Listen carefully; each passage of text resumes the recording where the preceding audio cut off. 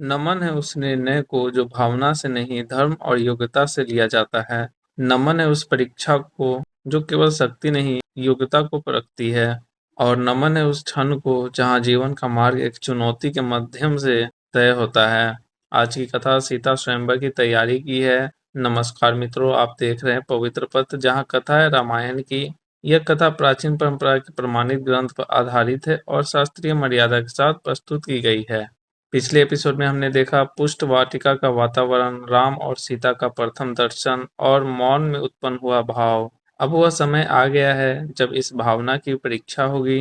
राजा जनक समस्त राजाओं और राजकुमारों को आमंत्रित करते हैं। घोषणा स्पष्ट है, जो शिव धनुष को उठाकर उस पर प्रत्यंचा चढ़ाएगा, उसी से सीता का विवाह होगा। यह घोषणा संपूर्ण आर्यावर्त में फैल जाती है। एक एक करके विभिन्न राज्यों के राजा मिथिला पहुंचते हैं। पराक्रमी योद्धा, महान राजा और अभिमानी राजकुमार सभी एक ही उद्देश्य से आए हैं, सीता से विवाह।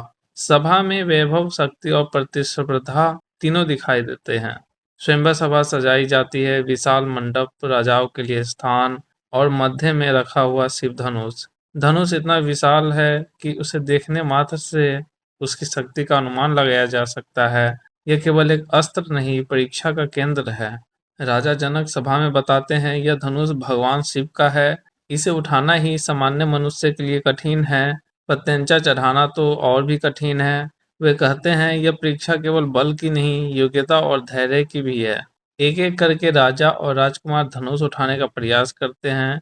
कोई उसे हिला भी नहीं पाता। कोई थोड़ा उठाकर छोड़ देता है और कोई प्रयास करने से पहले ही पीछे हट जाता है। सभा में धीरे धीरे निराशा फैलने लगती है। राजा जनक चिंतित हो जाते हैं। वे कहते हैं, क्या पृथ्वी पर कोई ऐसा नहीं जो इस धनुष को उठा सके? यह कथन केवल निराशा नहीं, एक प्रश्न है। सभा में मौन छा जाता है। राम अब भी शांत बैठे हैं। वे न आगे बढ़ते हैं, न प्रतिक्रिया देते हैं। वे केवल गुरु के संकेत की प्रतीक्षा करते हैं। यह संयम उनकी सबसे बड़ी शक्ति है। आज की कथा रामायण के बालकन के उन सर्गों पर आधारित है, जहाँ स्वयंवर की घोषणा, राजाओं का आगमन, शिव धनुष का वर्णन और राजाओं के असफल प्रयास विस्तार से वर्णित है। यह चरण राम द्वारा धनुष उठाने की भूमिका है। आज की कथा हमें यह सिखाती है, सच्ची योग्यता परीक्षा के बिना सिद्ध नहीं होती। अहंकार अक्सर असफलता का कारण बनता है और धैर्य सफलता का मार्ग बनता है। राम का मौन हमें यह सिखाता है, जो योग्य होता है वह स्वयं को साबित करने की जल्दी नहीं करता। आज की कथा रामायण के संबंधित कांड और सर्ग की परंपरा के अनुसार प्रस्तुत की गई।